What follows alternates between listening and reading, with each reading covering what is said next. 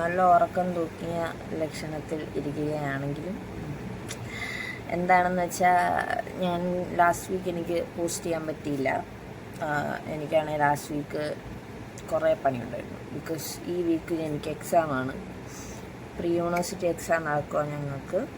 And എൻ്റെ ഫ്രണ്ടിൻ്റെ വീടിൻ്റെ പാല് കാച്ചായിരുന്നു ലാസ്റ്റ് വീക്ക്. അപ്പോൾ അതുമായിട്ട് ഞാൻ നാട്ടിൽ പോയി. ആൻഡ് ലാസ്റ്റ് വീഡിയോയിൽ ഞാൻ പറഞ്ഞ പോലെ ഞാൻ ഒരു സ്ഥലം മിസ് ചെയ്യുന്നുള്ളത് പറഞ്ഞായിരുന്നു. ആ സ്ഥലത്തോട്ടൊക്കെ പോയി ഞാൻ. So I am happy.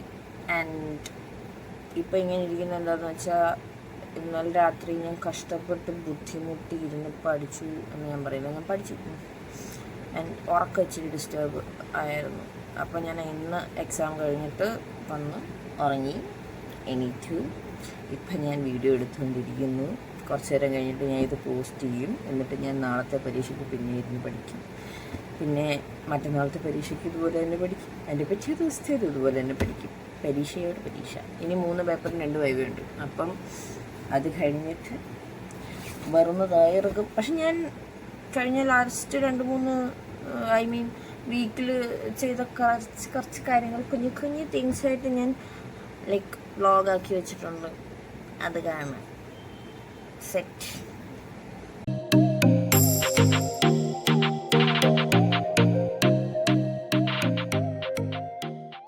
Hello guys, so welcome to yet another episode of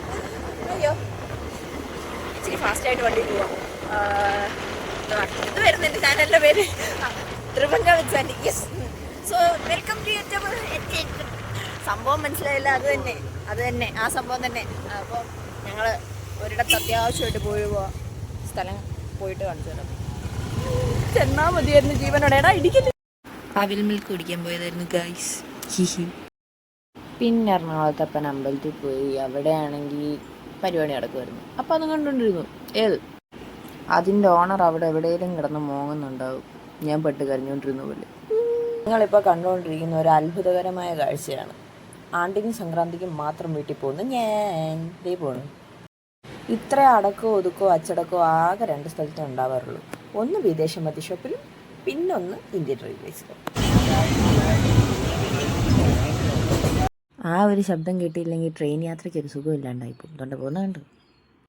പിന്നെ ഞാൻ ഈ ഒരു പരിപാടി ആദ്യമായിട്ട് എക്സ്പീരിയൻസ് ചെയ്തു ഗൈസ്. ഇപ്പോഴാണ് ഞാൻ ഈ സംഭവം കാണുന്നത് ആദ്യമായിട്ട്. എൻ്റെ പാട്ട് വെച്ചാൽ എനിക്ക് കോപ്പിറൈറ്റ് ഇട്ടു, അതുകൊണ്ട് ഞാൻ വെക്കത്തില്ല. പക്ഷെ നല്ല ഡാൻസ് ആയിരുന്നു.